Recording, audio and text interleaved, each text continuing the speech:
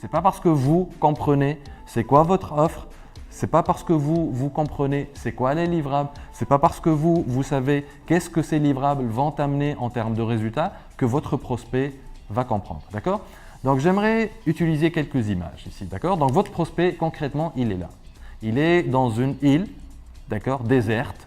On va l'appeler l'île de la sécheresse. En fait, il n'y a rien à manger, il n'y a pas de femme, d'accord? Donc il ne peut pas se reproduire, d'accord? Donc il va disparaître de cette planète s'il reste dans cette île. Sans votre solution, il est dans cette île déserte. Et bien sûr, sur cette île, il n'y a pas de bouffe, il n'y a personne, il est seul, mais en plus, il y a des prédateurs. Il y a des vautours, il y a des piranhas, donc qui risquent de le manger au moment où il met un pied dans l'eau, d'accord? C'est une île, pied dans l'eau, d'accord, paradisiaque, mais il ne peut pas se baigner. Et il ne peut pas s'en échapper, il ne peut pas se baigner pour aller dans un monde meilleur, d'accord?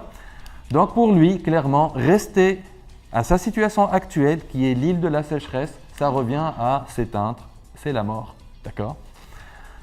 Et vous, avec votre offre, vous savez que votre prospect, il est dans cette situation, d'accord? Et vous savez que quelque part, dans l'océan, derrière ces rochers, il y a un endroit paradisiaque, c'est l'île de la tentation. Vous savez que ça existe. Vous savez que votre prospect, il peut se transformer d'ici à là. Et lui, ce qu'il veut, bien sûr, c'est partir de cette île de la sécheresse pour aller sur son île de la tentation. D'accord?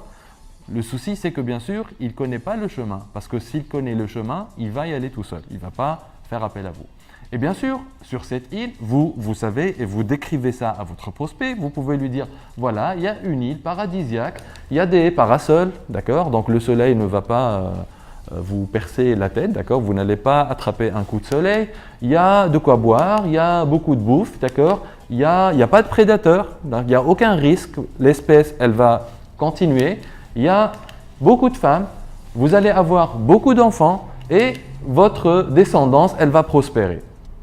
Et moi, en tant qu'intégrateur, en tant que fabricant, en tant que distributeur, en tant que fournisseur de solutions de e-réputation, pour améliorer votre réputation, ou bien pour gérer votre équipe commerciale, ou bien pour éliminer les réclamations de vos clients et fournir des solutions fiables énergétiquement, ou bien pour pouvoir gagner des marchés nouveaux, je connais le chemin parce que j'y suis déjà allé. Et donc, voilà le chemin. Il faut juste passer entre ces rochers. Et pour passer entre ces rochers, il faut que vous acceptiez mon offre. Il faut que vous signiez tout de suite. Vous signez tout de suite, qu'est-ce que ça veut dire? Pour lui, ça veut dire, vous allez embarquer dans ma petite embarcation, d'accord? Et je vais vous emmener sur l'île de la tentation. C'est ça, en fait, grosso modo, si on schématise, c'est ça le message que vous voulez passer à votre prospect. Vous êtes dans cette situation, vous ne pouvez pas continuer à vivre dans cette île déserte, vous devez aller sur cette île paradisiaque et moi, en tant que fournisseur, en tant que prestataire, je vais vous accompagner. Sauf que, pour lui, lorsque vous êtes en train de lui décrire ce scénario paradisiaque, dans sa petite tête, qu'est-ce qui peut se passer? Il peut dire d'accord, ok, je te crois bien, ça se voit que tu es un gros fabricant, tu es un gros distributeur, tu es un intégrateur respectable, tu es un prestataire respectable, tu as déjà fait tes preuves ailleurs, il y a beaucoup de clients qui disent du bien de toi. Sauf que moi, je risque d'avoir le mal de mer. Donc je risque de tomber malade dès le moment où je mets les pieds dans ton embarcation. Et qui me dit que cette embarcation ne va pas prendre feu au milieu de l'océan? Et si il y a une vague et elle peut renverser cette embarcation, et si je tombe dans l'eau, je ne sais pas me baigner, donc je risque de me noyer. Et si je tombe de l'eau, il va y avoir des requins qui vont me bouffer tout cru. Ça peut se passer dans sa tête, ces trucs-là. D'accord? Et en même temps, d'accord, je vous crois bien. D'accord, admettons que je n'ai pas de mal de mer, votre embarcation, elle est sûre. Mais moi, je suis ici, dans cet emplacement-là. Quand je regarde, je ne vois pas cette île. Qui me dit que cette île existe vraiment? Je ne vois rien, je ne vois que des rochers. Donc, c'est qui votre plus grand ennemi au moment de présenter votre offre? C'est qui? Les objections. Oui, c'est ça, mais en fait, on a prévu ça dans notre offre. Voilà. La peur, l'incertitude, exactement. En fait, c'est ça. C'est le doute. C'est le doute qui nous empêche d'avancer. On doute qu'on peut sauter. On peut sauter 2 mètres au sol, mais sauter 2 mètres entre 2 immeubles de 20 étages, on a des doutes, alors qu'on peut le faire au niveau de la mer. On peut sauter sans aucun problème.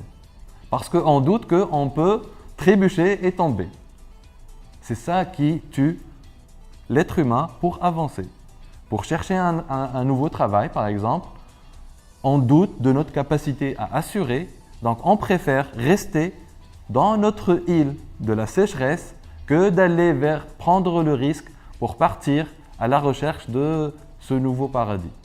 Donc vous, si votre prospect il a des doutes, la façon avec laquelle vous présentez votre offre, donc ça c'est des croquis que j'ai fait à la main, donc c'est pas très beau, mais j'ai fait avec ce que j'ai pu, d'accord? Ça c'est vous. Et ça c'est votre prospect qui est malheureux.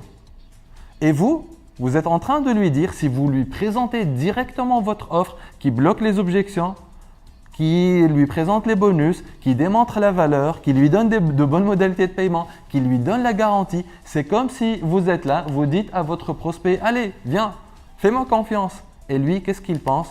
Il peut penser, je suis nul, je ne vais jamais y arriver. Ça, c'est le premier doute. Je suis nul, je ne vais pas pouvoir y arriver. Le deuxième doute, donc là, il n'est pas en train de croire en lui, d'accord? Il pense qu'il ne pourra jamais y arriver et donc il préférera rester dans sa petite île merdique. La deuxième façon, c'est que votre prospect, il est ici, sur une falaise, d'accord? C'est ça, mentalement, ce qu'il a, d'accord? Il est dans une falaise et vous, vous êtes là et vous lui dites, allez, saute, fais-moi confiance, je vais t'attraper, il n'y a aucun problème, saute, il n'y a pas de souci. Mais il va dire, mais ça va pas, mais je vais mourir.